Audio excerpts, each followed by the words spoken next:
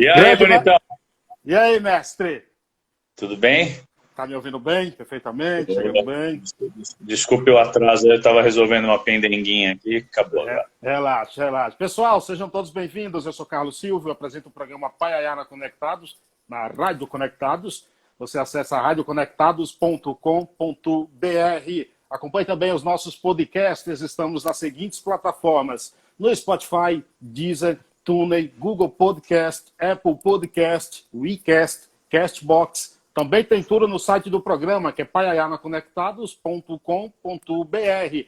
Lá você encontra os nossos colunistas, o escritor Darlan Zurk, o jornalista e pesquisador de cultura Assis Ângelo e o também jornalista e crítico musical Sérgio Martins. Hoje, 27 de outubro de 2020, edição de número 206 dessa série de entrevistas que iniciamos em março.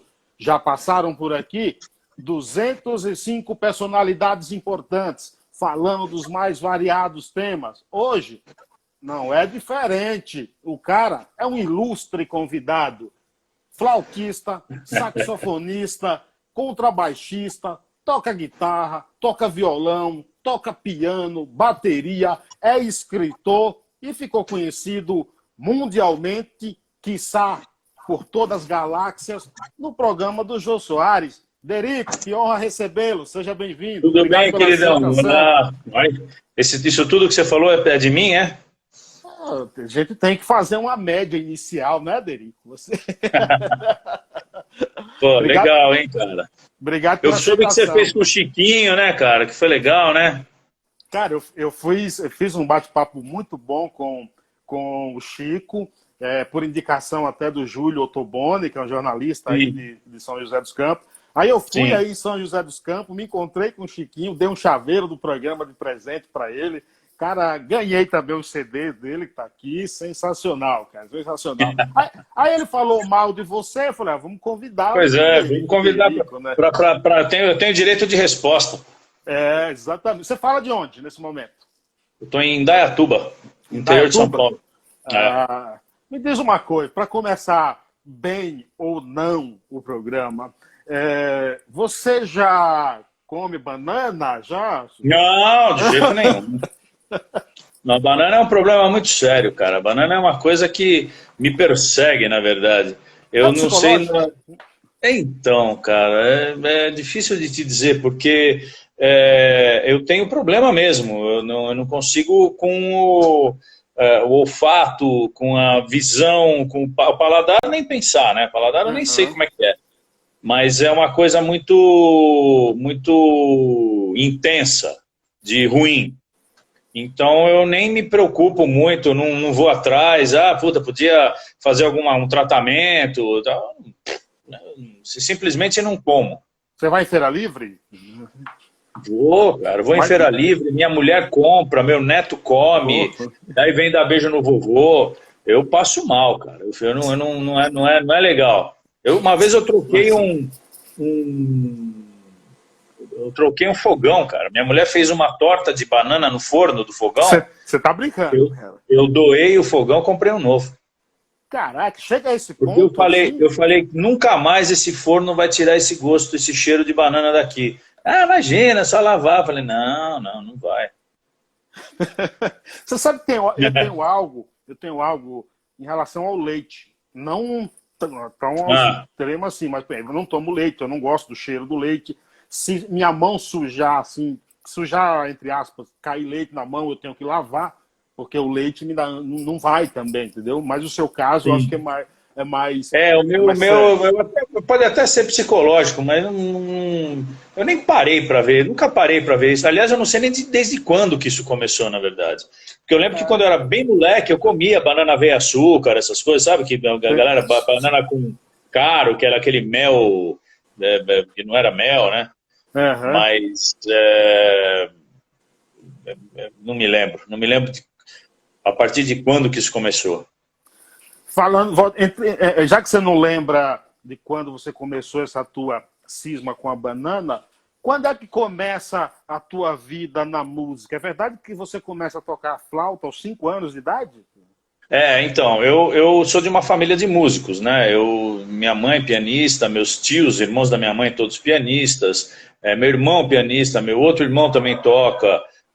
Então, assim, eu cresci num ambiente musical. Minha mãe conta, eu não lembro, né? Mas minha mãe conta que eu assoviava com 1 ano de idade. E o Isso é raro. assovio, é um instrumento, né? De sopro, né? Que me acompanha desde que eu tenho 1 ano de idade, que eu assovio até hoje, que eu já gravei como assoviador, já tive trabalhos como assoviador e tal.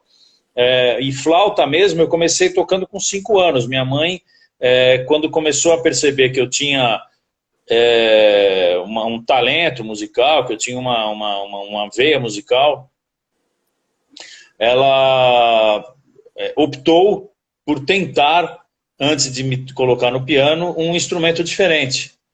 E como ela sabia que eu assoviava, ela me proporcionou a experiência da flauta doce, que é um apito, que é um assovio, na verdade, só que com um instrumentinho bem simples e tal. E eu gostei, cara. Você acredita que foi uma coisa assim, para mim, muito fácil de administrar o instrumento, porque é como se fosse uma continuação daquilo que eu já tinha dentro de mim. Sim. Então, foi muito fácil. E eu comecei a estudar, comecei a gostar da coisa, e aí eu fui seguindo. E quando é que você muda para o sax? Então, cara, porque eu fui da flauta doce para a flauta transversal, né? Então, eu fiquei dos 5 aos 12 tocando flauta doce, parti para a flauta transversal aos 10. Então, dos 10 aos 12 eu tocava os 2 instrumentos, assim, profissionalmente, né? Porque eu me tornei profissional com 9 anos de idade. Cedo, hein? Eu comecei a tocar profissionalmente com 9 anos. Para mim, a primeira incursão profissional que eu tive na minha vida foi um concurso que eu ganhei em 74. Eu tinha em São Paulo. Foi um concurso que eu ganhei de flauta doce, concurso nacional de instrumentistas, de jovens instrumentistas. Aquilo, para mim, foi a primeira incursão profissional, que era uma coisa que me fez entender a profissão de músico, né? Então, de lá para cá, eu tenho 45 anos de profissão, na verdade. Você tem mais tempo de profissão do que eu de idade. Eu tenho 43 de idade, então você tem mais tempo. Agora, me diz o seguinte, o que é que você ouvia, cara? Quais são as suas influências de ouvido, por exemplo? Então, é difícil, cara, porque assim, eu ouço de tudo. Como eu sou um instrumentista melodista, eu não sou cantor, e não sou, eu componho muito pouco, eu não tenho uma veia de compositor, eu não sou um cara que investe no trabalho de composição. Eu não sei nem se é por falta de inspiração ou se é por falta de investimento mesmo, porque eu acredito que a pessoa, quando se torna um compositor, ela tem que investir um trabalho, um tempo, uma energia naquela situação para que a coisa flua e que ela tenha sucesso e que as coisas aconteçam de forma profissional, né? Eu não tenho isso, né? Então eu sou um melodista. Pego meus instrumentos de flauta, saxofone e tal e vou tocar as melodias. Para isso acontecer, eu preciso ter repertório. Sim. Né? Eu preciso saber tocar as músicas, eu preciso saber essas músicas em várias tonalidades e tal. Então eu invisto a minha energia para sanar esses desafios, que isso tudo é um desafio, né? Você tocar Garota de Ipanema em todos os tons, você tocar as músicas mais conhecidas, você saber as músicas mais populares, você ter nos dedos e no ouvido as melodias mais pedidas e tal. É um trabalho duro, não é um trabalho tão simples assim, né? Então as minhas influências são muito mais de estilos do que propriamente de pessoas, né? Eu não sou aquele cara que tem a influência do Joe Coltrane, que tem a influência do Altamiro Carrilho, ou do Hubert Laws, ou do Ian Anderson, Entendeu? Eu sou um cara que tem a influência de estilos. Então, durante um tempo, eu escutei muito rock and roll, eu escutei heavy metal, eu escutei pop, escutei muita coisa de jazz, escutei muita coisa de bossa nova. Agora eu estou numas de escutar muita coisa de choro, de música brasileira. Então, assim, eu não tenho uma especificidade de chegar para você e falar assim, puta, cara, eu gosto de muita coisa. Então, eu gosto de escutar Calbi Peixoto, eu gosto de escutar Frank Sinatra, Elvis Presley, eu gosto de escutar Michael Jackson, Al Jarreau, George Benson. É o músico, né? Eu gosto de escutar música, cara. Eu não gosto de escutar assim, um cara. Né? Então, por exemplo, quando eu tenho as situações de approach com a música que não seja profissional, né? Porque o músico profissional tem um outro lado que ele encara a música que é o lazer. Sim. É como você encara a música como lazer, que nem o jogador de futebol que vai bater bola na praia, que vai jogar uma pelada. Por mais que você queira, você encara a música de uma forma profissional. Então eu tento o máximo possível me desvincular desse momento para poder curtir a música como um lazer mesmo, como todo mundo está curtindo.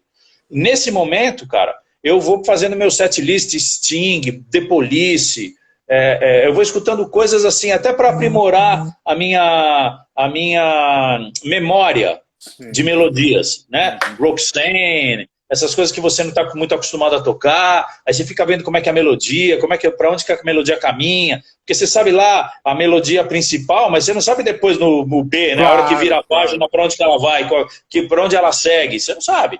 Então, pô, você vai lembrando os caminhos do Rocket Man, do Elton John, essas coisas assim. E principalmente, para minha alegria, né? Para minha satisfação, eu estou escutando uma música para me deixar feliz. Então, cara, eu vou de tudo. Pego de tudo, de Chiquinha Gonzaga. Eu vou escutando tudo, cara. Tudo. Eu entrevistei o Júlio Medalha, e isso foi pessoalmente, sim, na rádio até, e depois eu acabei dando uma carona para ele, e a gente foi conversando no carro, e a gente estava falando... pelo fato do Brasil não ter uma cultura muito forte na música instrumental, a gente estava falando dos desafios, né, qual a visão dele. Já que você citou a palavra desafios aí, quais são os maiores desafios para um instrumentista? Para um cara, por exemplo, que ele pode ser o maior tocador de um instrumento do mundo, mas para um país que tem uma cultura mais pop, mais de quem aparece é o cantor, enfrentará desafios maiores. Quais são, na tua visão? Olha, eu estou enfrentando um agora, né? Na verdade, o meu projeto de vida hoje é um dos maiores desafios que eu tenho na minha carreira de 45 anos, que é o meu truck, o Derico Music Truck. O que é isso? É um caminhão-palco onde eu vou viajando pelo Brasil tocando música instrumental de graça para as pessoas, em praças e em parques. Então, isso é um desafio. Por quê? Porque é uma linguagem que as pessoas não estão acostumadas, né? Então você dá a oportunidade de audição às pessoas de se deparar com um estilo de música muito pouco tocado. Então você não tropeça com música instrumental na rádio, nas trilhas sonoras de novela, você tem muita música instrumental, incidental, em trilha de cinema, né, que você fala, pô, que música linda, cara, que filme belíssimo, que trilha bacana. A hora que você vai analisar, a trilha, ela é de música instrumental. A maioria da trilha do cinema é música instrumental. Então, assim, é uma das poucas oportunidades que as pessoas têm, e mesmo assim elas não se dão muito conta do approach da música instrumental em trilha de cinema. E isso não é um desafio, né? O desafio é você fazer isso fora do ambiente do cinema. É você conseguir fazer com que uma pessoa saia de casa para consumir um produto chamado música instrumental, ao qual ela não está acostumada. Então você tem alguns obstáculos. Primeiro, você tem que explicar para ela, de alguma forma, de que aquilo pode vir a seduzi-la, né? Então, pô, como é que você faz? Você tem que ter um repertório que seja palatável, que a pessoa entenda, que ela consiga entender que você está tocando uma música que ela conhece, que ela cante interiormente, e aí ela olha para você e fala assim, cara, eu não sabia que dava para tocar essa música desse jeito. Então, você vai unindo blocos para construir uma paisagem, digamos assim. A música que todo mundo ouve na rua, no caminhão do gás, é instrumental. Sim, mas como é que você explica isso para a pessoa? Como é que você desvincula aquela música do Por Elise do caminhão de gás?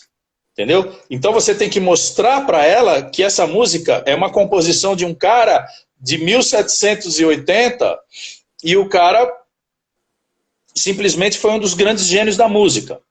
E ele compôs uma música que o cara pegou um incidental e colocou para vender gás. Tudo bem, é popularizar, mas a pessoa tem um contato. Se esse contato vai servir de alguma coisa para ela depois ou não, isso é um outro problema. No meu caso, eu tenho a história cabal, concreta, vista e experimentada, de que uma pessoa começou a tocar piano por conta da música do gás. Que eu tenho um programa de televisão chamado Na Estrada com Derico, que é o Truck, que a gente faz um trabalho junto à Globo daqui de Campinas, na IPTV, e um dos episódios foi com um cara chamado Ítalo, que daqui de Indaiatuba, inclusive, por coincidência, que começou a tocar piano de tanto que ele ouvia a música do caminhão de gás. Ele falava assim, cara, eu quero tocar essa música, porque essa música é linda. E ele começou a tocar, começou a estudar, até que ele conseguiu tocar, se familiarizou com o instrumento, gostou da música e caminhou, e hoje é músico. Cara, mas assim, você sabe, isso é importante que você está falando, porque, por exemplo, você sabe por que eu fui ler Jean-Jacques Rousseau, Bertrand Russell? Eu, muito fã da Legião Urbana, eu fui criado na roça, lá no Pará. Então, até os meus 21 anos, eu não tive luz elétrica, não tive televisão, não tive nada disso. Vintei essas coisas quando eu cheguei aqui em São Paulo com 21 anos e meio. Eu, como já fã da Legião, comecei a comprar tudo que dizia a respeito da Legião e de Renato Russo. E aí eu descobri, lendo as entrevistas, que o nome Russo era uma homenagem a 3 caras que Renato admirava. O Henri Rousseau, pintor primitivista, Jean-Jacques Rousseau e o Bertrand Russell. Fui ler os caras. É isso mais ou menos que você está falando. Através de um sobrenome que o cara tenta popularizar e homenagear, uma música do gás faz com que você vá ouvir uma música clássica, uma música instrumental, né? Assim, eu tenho muitos caminhos que eu posso seguir. Eu tenho muitas vertentes que eu posso idealizar para conseguir realizar o projeto de ter a difusão da música instrumental no Brasil. Como é que surgiu esse projeto? Quanto tempo demorou para você? Para você ter uma ideia, esse projeto eu tenho desde antes de entrar no programa do Jô, cara. Eu fiquei no Jô durante 28 anos. Então, esse projeto é da década de 80, que eu tinha esse projeto. Por quê? Porque eu participava de outros projetos de música instrumental que me abriram o horizonte de que realmente a música instrumental era para poucos. Sendo que o Brasil tinha muitos instrumentistas. O Brasil tem muito mais instrumentista do que cantor. Para cada cantor você tem que ter pelo menos 4 instrumentistas. Piano, guitarra, baixo e bateria. No mínimo. Então, para cada um dos cantores, tudo bem que você pode ter um revezamento de músicos que toca com mais de um cantor e tal, não sei o quê, mas é infinitamente superior a quantidade de músicos instrumentistas do que de cantores. Sim. Né? Isso uma coisa. A segunda coisa é o seguinte, as pessoas precisam entender, principalmente as crianças e adolescentes, precisam entender 2 coisas. Primeiro, dá para se viver de música no Brasil. Isso é um grande desafio. Né? De você conseguir semear na cabeça e no coração das crianças e adolescentes de hoje que é possível viver de música no Brasil. Apesar de tudo que acontece contrário à disseminação da cultura e ao incentivo, né, das artes no Brasil, dá para se viver de música no Brasil se você tiver essa vontade dentro de você. A segunda coisa é o seguinte, para você ser músico você não precisa cantar. As pessoas imaginam que vão ser assim, pô, eu quero tocar música, eu quero cantar. Por quê? Porque é a forma mais rápida de você chegar no sucesso. Na verdade, eu não sei exatamente por quê, mas tá lá, os The Voice Kids, Idols, Canta Comigo. Você tem uma gama de possibilidades de eventos e de programas de televisão de sucesso e que te dão uma alavanca para o Ibope, e para fama, e para celebridade e tudo, que a música instrumental não tem. Né? Então você vê um cantor e vê um bandolinista, você fala, pô, esse cantor tem muito mais possibilidade de fazer sucesso do que o bandolinista. Né? Então essa relação de sucesso com a música, de você conseguir se realizar com a música e a relação cantor e instrumentista, isso precisa mudar. E como é que isso muda? A gente, instrumentista, se colocando à disposição da população, das pessoas que tenham essa vertente, essa vontade de aprender, a terem a oportunidade. A gente precisa dessa oportunidade. Ou tocando, ou se colocando à disposição, ou aparecendo em eventos, ou, sabe, alguma coisa a gente tem que fazer. Eu estou fazendo esse projeto, que é o Derico Music Truck, que já tinha desde antes, que é justamente isso. Eu só consegui realizar esse projeto depois que o programa acabou. Sim. Porque o projeto ele depende de uma demanda de agenda que enquanto eu estava gravando o programa eu não tinha. Tua rotina não permitia, né? Não permitia. Porque o truck ele tem que ir e ficar. O truck não pode ficar indo e voltando, porque não tem cabimento um negócio desse, né? Então, por exemplo, vou fazer uma viagem que eu vou até a Bahia, por exemplo. Pô, eu vou na Bahia, eu vou ficar lá pelo menos um mês. Para valer a pena a logística de você levar um truck para lá. Então não adianta eu ir fazer Feira de Santana e voltar. Entendeu? Eu tenho que ir fazer Feira de Santana, Jequié, aí eu vou para Salvador, aí eu vou, você entendeu? Eu vou fazendo um tour pelas cidades da Bahia até eu não esgotar, mas até eu sentir que pronto, eu já peguei, eu já consegui passar uma régua em uma boa parte do estado. Ou eu posso seguir ou eu posso voltar. Agora, se eu tenho um compromisso de toda segunda-feira ter que estar em São Paulo para gravar o programa, não tem sentido eu fazer um negócio desse, entendeu? Você falou que foram 28 anos no programa do Jô, e não tem como, por exemplo, como desligar a tua figura, o Derico músico, lógico que não. E nem quero isso, na verdade. Como Jô. Mas tem uma data aí que você considera muito importante. O que foi que aconteceu no dia 7 de março de 1990 e por que essa data é importante? Então, o que acontece é o seguinte, em 7 de março de 90, foi o dia que eu efetivamente entrei no programa. O que aconteceu foi que eu casei em 1988, estou casado até hoje, eu tenho 32, vou fazer 33 anos de casado, e aí eu via o programa do Jô, né? Que era o Jô 11h30, na época no SBT, logo que começou. Né? O programa do Jô começou em 88, em 89 eu fui convidado. E eu ficava com a minha mulher, cara, sentado no sofá, vendo o programa do Jô, que era um programa de música e entretenimento, de entrevista, com um cara que era topo da cadeia alimentar, e tinha um quarteto de música instrumental que não tinha sopro. Era piano, guitarra, baixo, bateria. E eu via aquilo e falava, meu, que coisa maravilhosa que é isso, né? Porque é um programa que tem música ao vivo todo dia, com um cara como o Jô, e não tem sopro. Pô, puta oportunidade. Só que eu falava pra minha mulher assim, eu falei, eu com 21 anos de idade, eu falava assim, sabe quando que eu vou entrar num programa desse? Nunca. Porque, bicho, todo mundo lá mais velho, né? Bira, Rubinho, Miltinho e o maestro Edmundo Villani Cortes. Todos faziam parte do programa do Silvio, todos eram funcionários do SBT. Tocavam na orquestra do meu Zezinho, no Qual é a Música, no Show de Calouros.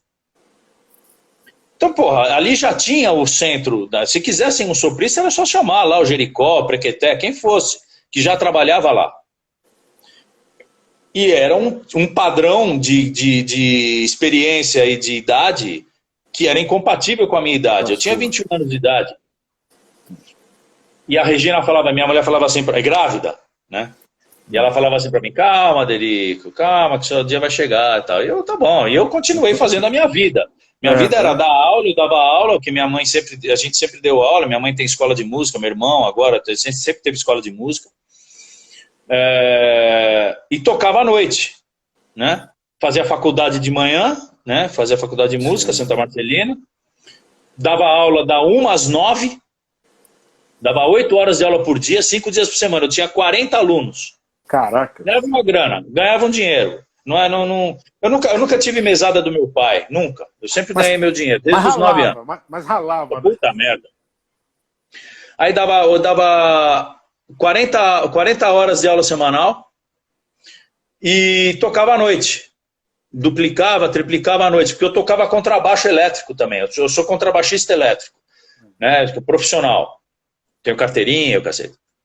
Então, o que eu fazia? Eu tinha essa rotina e tocava à noite em boate, banda de baile, gafieira, tudo como contrabaixista. Muito pouco de sax, muito pouco de flauta. A maioria de tudo que eu fazia era como contrabaixista. Então, eu fiquei trabalhando como contrabaixista anos.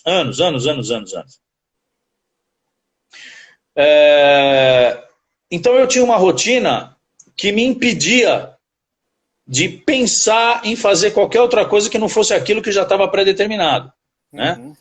Ganhava o meu dinheiro, mas eu não tinha plano de saúde, eu não tinha carro, não tinha telefone, eu não tinha essas coisas que na época eram muito caras, né? Por mais que eu trabalhasse, o dinheiro que eu ganhava não era suficiente para bancar coisas um pouco mais luxuosas. Tinha outras prioridades, né?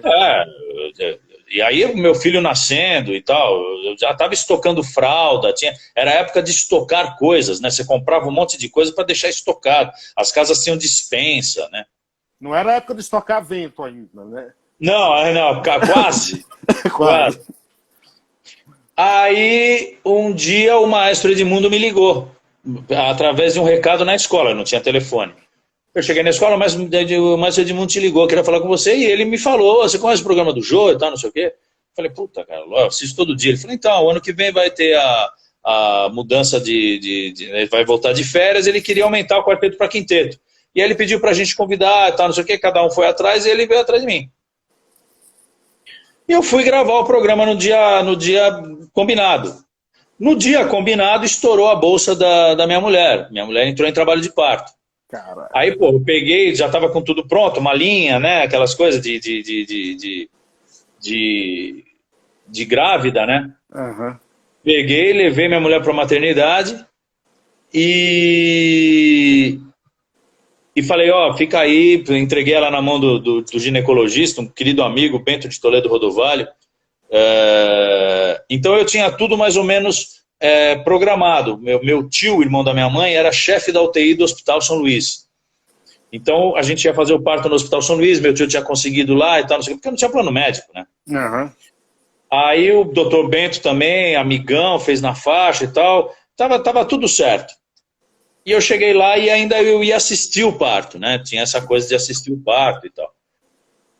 Só que eu cheguei pro Bentão e falei, Bentão, eu tô indo gravar o João 11h30, lá na Vila Guilherme, no SBT. Ele, puta, que legal, cara, pô, eu sabia, cara, pô, vai ser bacana, tal. Eu falei, eu vou fazer um teste, né? Vamos ver, né? O que vai dar. Mas eu queria ver o parto. Ele falou, vai tranquilo, que quando você voltar, a Regina vai estar aqui e tal. Ficou 12 horas em trabalho de parto, bicho. Eu saí de lá meio-dia e meio, 1 hora da tarde, meu filho nasceu a 1h50 da manhã. Caralho, que dia. Pô, então, mas aí eu fui gravar o programa, cara, e cheguei lá, gravei 3 programas. Eu achei que eu fosse fazer o teste de 1. Eu gravei os 3 na sequência, já me puseram de terno e tudo, gravei. Quando acabou, a direção veio de Leia Frati, que era a então diretora do programa, muito querida também, Hilton Marques, Max Nunes, o próprio Jô veio, o Willem, Van Veren, bom, veio todo mundo. E, pô, que legal, foi bacana, tal, não sei o quê. E o Jô falou para os outros 4, pro quarteto, falou, olha, não sei se vocês já foram atrás de amigos de vocês, tal, não sei o quê, pode parar, porque eu vou contratar esse menino. E falando para mim. Eu tinha 22 anos de idade, bicho. E a cabeça, hein, cara? Então, cara, eu não tinha muita noção. Eu fui ter noção depois com o andamento da coisa. A primeira coisa que eu tive noção é que eu tinha a carteirinha da Golden Cross. Isso para mim já era um must, supra-sumo, porque eu passei a ter plano médico, porque eu não tinha. Aí o que aconteceu? Eu comecei a ganhar dinheiro, cachê, até ser efetivado, que eu fui efetivado dia 1º de setembro. Então, de março a setembro, eu ganhava cachê diário, em dinheiro, cash. Sim, sim. E o Collor deu aquela porra de cortar o dinheiro de todo mundo, deixou todo mundo com cinquentinha. Então eu fiquei rico. Porque só eu tinha dinheiro. E o Gil Silvio me pagava em grana até setembro. Caramba. Então eu me lembro de uma vez, cara, eu lembro de um dia, eu tava com eu tinha uma Rural, Willys. Você teve um Fusca também, não teve? Tive um Fusca 74. Aí eu tava com uma Rural Willys, falei assim, eu tinha 3 mil dinheiros, da época, 3 mil. Falei, eu vou até tava tendo o Grande Prêmio de Fórmula 1 no Brasil. Então todo mundo lá no Transamérica. Eu falei, eu vou até o Transamérica. Eu vou trocar essa grana. Porque eu vi uma notícia dizendo que as pessoas, os funcionários, mecânicos, compravam hot dog, essas coisas para comer, tudo em dólar, porque não tinha dinheiro brasileiro. O dinheiro brasileiro não estava circulando. Acho que era Cruzeiro, cara. Né? Não lembro, cara. Cruzado Novo, Cruzado, não lembro. Assim, E não tinha esse dinheiro circulando. Então as pessoas compravam tudo com dólar. Aí, cara, eu cheguei, parei o carro no estacionamento do hotel, desci com aquele bolo de dinheiro, parei no bar, sentei no bar, abri o dinheiro assim no balcão, e pedi uma cerveja e um Jack Daniels. Falei, me dá um Jack Daniels e uma cerveja, por favor. Aí fiquei tomando, e o garçom ficava olhando pra mim, o barman. Ficava olhando pra mim assim, cara, e eu com aquele dinheiro esparramado assim, cara. Aí começou a descer mecânico, funcionário, era de noite, né? Já tinha passado os testes, tudo. Eu fui no sábado, antes da corrida que era no domingo. Sim. Aí o cara passava, tal, eu falei, eles falavam assim, dinheiro brasileiro? Eu falei, quanto? Eu falei, 1 por 1. Aí o cara comprava 100, me dava 100 dólares. Então eu saí de lá com 3 mil dólares. Cheio da grana. Pô, 3 mil dólares na época, cara, eu comprei televisão, comprei aparelho de som, quitei a minha máquina de lavar, que eu fazia um consórcio de máquina de lavar, pra você ter uma ideia. Eu fiz um consórcio na Sabrico de máquina de lavar, cara, uma Mundial, Brastemp Mundial. Não me esqueço, cara. Aí fui lá na Sabrico, quitei aquela porra, falei, nunca mais eu quero boleto de consórcio, ficar pagando essa porra. Aí, então era muita grana. E não é que era muita grana e acabou, era muita grana e eu continuei ganhando essa grana até setembro. Então, cara, foi um momento muito conturbado, na verdade, porque até cair a ficha de que as coisas estavam funcionando. Aí entrou o negócio de assessor de assuntos aleatórios. Aí eu andava na rua, todo mundo me reconhecia, todo mundo vinha falar comigo. Pô, eu falei, cara, até o começo do ano ninguém sabia quem eu era, bicho. Agora eu tenho carro, tenho telefone, tenho televisão, cara, nova, né? Porque eu tinha uma Telefunken daquelas Colorado RQ. Nossa Senhora. Agora tem umas curiosidades, Oderico. O pessoal te confunde com o cara lá do Roupa Nova também. E confundem ele comigo, o Serginho. Vice-versa. Você já deu autógrafo assim por ele? Não, pelo Serginho não. Ele já deu autógrafo por mim, Derico e tal. Mas eu já dei autógrafo pelo Bira. As pessoas me confundem com o Bira, bicho. Imagina, se é possível. Mas que aí é porque eu acho que tem uma confusão de nomes dentro do próprio grupo. Dentro do grupo, Então, o que eu já dei de autógrafo, tirei foto, pro cara não se sentir mal, né? Te chamaram uma vez de Derico de Paula, foi? Então, porra, eu tava num evento, aí o cara parou, né? Eu parado na rua, um cara veio conversar comigo. E, pô, Derico, você é muito legal, tira foto e tal. Aí tinha um cara parado na frente de um prédio, olhando assim, o negócio acontecendo. Aí o cara saiu, foi embora pro carro dele, que ele tava num carro parado. Aí o segurança falou, aquele cara é o Derico. Aí o cara falou, é o Derico. Ele falou, pô, mas é o Derico de Paula? Eu falei, você passa na cabeça do cara, né, velho? Derico de Paula. Não, mas, meu, o pior foi um cara que chegou pra mim e me apontou assim e falou assim, você é o Doritos, né, meu? Doritos, é claro. Sensacional. Agora, eu já ia te chamando de Doritos. Do Doritos, pode me chamar de Doritos, eu atendo. De Doritos. Cara, programa do Jô Soares, que terminou aí na grade aí da maior emissora do país, a visibilidade que isso tem. Qual a importância desse programa na tua vida e como é que foi, cara? Como você encarou o final do programa? Houve uma preparação? Como é que aconteceu, cara, isso? Então, assim, o Jô, cara, ele é uma pessoa muito generosa. Ele é uma pessoa que ele tem uma visão profissional muito, como é que eu vou dizer, adulta, né? Mas não é esse o termo, na verdade. Responsável, não sei, não estou conseguindo descobrir o termo exato para dizer a relação que ele tem com a profissão e com as pessoas que circundam a profissão dele, que ajudam ele a realizar os projetos dele. Eu tive a grata, com todo o sexteto, né, com todo mundo, a gente teve o grato privilégio de ter podido participar de uma realização profissional dele, que foi o programa do Jô, tanto no 11h30 quanto no programa do Jô na Globo. A gente fez parte desse projeto, né? O programa era dele, todas as informações pertinentes ao programa eram dele, tudo que acontecia no programa passava pelo crivo dele, ele tinha um certo poder, né, de decisão dentro do programa, que fazia dele o acionista máximo dessa empresa, digamos assim.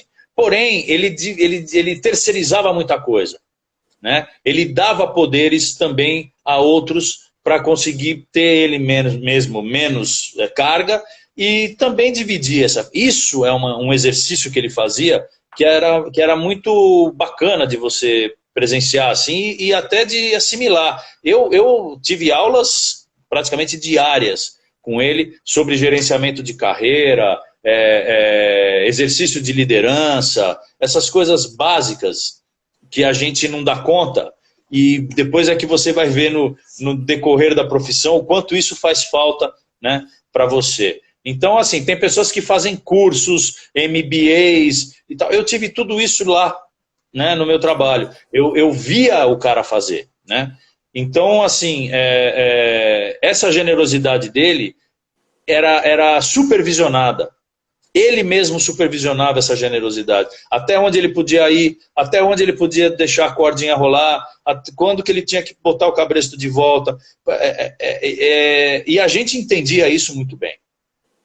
Então, assim, quando o programa terminou, a gente saiu de lá com uma bagagem, eu, particularmente, eu não sei da cabeça dos outros, na verdade eu não consigo estar dentro de todo mundo, sim, mas todo mundo passou pela mesma coisa. Então eu falo por mim, eu tive a sensação de que eu estava saindo de uma etapa da minha vida pronto para o que desse e viesse, entendeu? Eu estava pronto. Gratidão. Qualquer coisa que viesse na minha frente, eu teria capacidade de enfrentar. Né? Então, gratidão assim, é a palavra que você usa em relação a isso. Olha, eu acho que assim, a gratidão é um dos sentimentos. É um sentimento muito forte, é um sentimento muito verdadeiro, mas não é só ele. Eu tenho gratidão, eu tenho a honra de poder ter participado, e eu também tenho a certeza de que eu ajudei. Você entendeu? Porque a gratidão te coloca numa situação de que, pô, tudo que veio de lá para cá. Mas não, cara, teve muita coisa que veio daqui para lá. E que também me fortaleceu, e que também me fez uma pessoa diferente.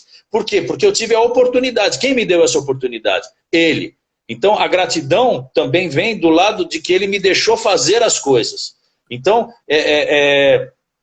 isso me possibilitou confiança, responsabilidade, profissionalismo, são alicerces, são estruturas que você vai levando isso pro resto da vida, né? Em tudo, né? Então, assim, eu acho que 28 anos depois, eu me tornei uma pessoa melhor. Eu me tornei uma pessoa mais centrada, isso eu estou falando de pessoa, né? E eu me tornei um profissional muito maior, muito mais competente, muito mais preparado por toda a bagagem que eu recebi. Então, assim, tem vários elogios e virtudes que eu poderia colocar aqui em relação à minha relação com o Jô, assim, né? E com todos do sexteto. Né? Perdemos o Bira. Dezembro, Perdemos. Se não me engano. 22 né? de dezembro. 22 de dezembro, o baiano Bira, que ficou característico em função também daquela risada dele. Um cara muito querido, cara. Muito querido. Você foi uma das pessoas que teve assim, mais próximo nos últimos dias de vida dele, acompanhou, soube da doença, algo assim? Então, cara, eu era assim, a pessoa mais próxima do Bira sempre foi o Maestro Osmar. O Maestro Osmar, primeiro porque morava perto, e segundo porque eles realmente tinham um approach assim, muito, muito denso, assim, muito bacana, né? Eles sempre foram muito amigos. Eu tinha uma amizade com o Bira de muito respeito, de muita admiração, de muita parceria. A gente brincava, se divertia, dava risada, brigava horrores, porque eram visões diferentes da mesma coisa. Ele com 80, eu com 50. Então, assim, a gente tinha uma relação muito intensa. Mas eu não era muito de frequentar o Bira, e nem ele a mim. A gente se via, ele vinha aqui na minha casa algumas vezes, eu ia na casa dele, eu conheci toda a família dele, até hoje a gente se fala e tal. Mas, assim, a pessoa que tinha mais contato era o Osmar. Porém, os últimos dias da vida do Bira foram muito próximos de mim, do Osmar, porque a gente fez um trabalho juntos, que foi o último trabalho, na verdade, que o Bira fez antes de morrer, que me honrou muito ter participado e ter proporcionado. Porque o Bira, no final, ele já estava muito debilitado, né? Por conta da doença e por conta da idade, e aí tem um monte de outros fatores, como alimentação, já não comia direito, então ele estava muito fraquinho, tal. Então andava de andador, estava em depressão, já não tocava mais. Então você vai criando um espectro, um quadro muito ruim, muito triste, para uma pessoa tão alegre e que deu tanta alegria para todo mundo, né? Só que quando a gente proporcionou esse projeto, a minha preocupação era o Bira não topar. Porque o Bira não topando, acaba o projeto. Porque o projeto era o quarteto, revitalizar o quarteto, tal, depois que o programa acabou. Então a empresa que tinha contratado a gente teria o grande...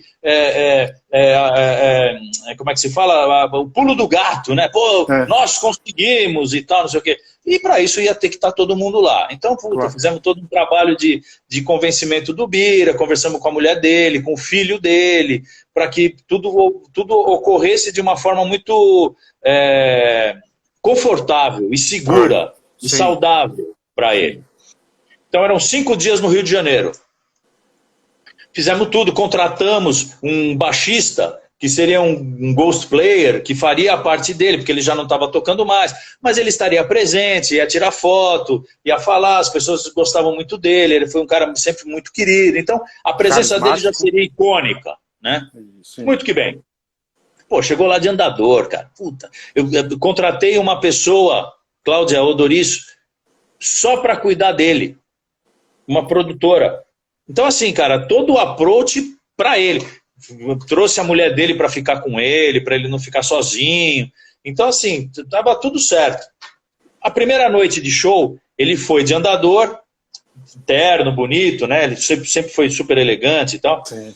Sentou lá e ficou sentado.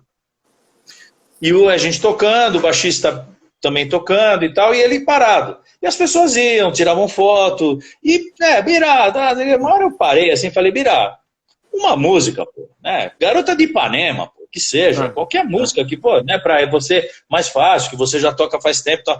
Não, ô meu filho, né? Ele falava, meu filho, faz tempo que eu não toco. Então eu falei, mas Bira, pelo amor de Deus, aí Bira, e aí todo mundo, Bira, né? Ele pegou o andador, cara, saiu da cadeira onde ele estava, foi até o palco, conseguimos levar ele, subiu a escada, pusemos uma cadeira no palco, ele sentou, pusemos o baixo no pescoço dele, ligamos, tudo, ele pegou e pum, tocamos Garota de Ipanema.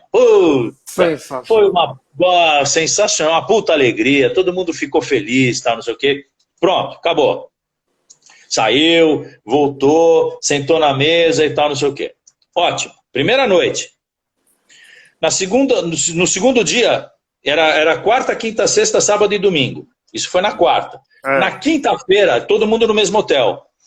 Eu desci com a minha mulher Não, minto, eu não estava com a minha mulher. Eu desci, o Bira que estava com a mulher dele, com a Alzeni. Eu desci para o café da manhã, o Bira estava contando piada, sem o andador. Pô, fez bem para ele, né? Não, deixa eu te contar. Sem o andador, contando piada no meio da galera ali no café da manhã. Mas assim, cara, era o dono da peteca. E a Alzeni me pegou e falou assim, Derico, o que aconteceu com o Bira? Eu falei, calma, Alzeni, esse é o segundo dia. Calma. Aí na noite foi de andador, porque por segurança mesmo, para não não sei o quê. Aí tocou 2 músicas.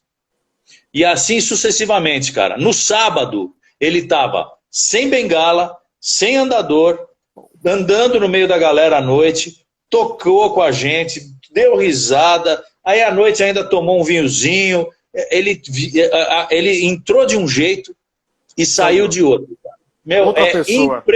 Foi impressionante, cara. Foi impressionante. Mas aí depois acabou que não resistiu. Mas essa energia que a música deu nele, que a gente, como amigo, deu para ele, sabe, uma ressurreição, na verdade.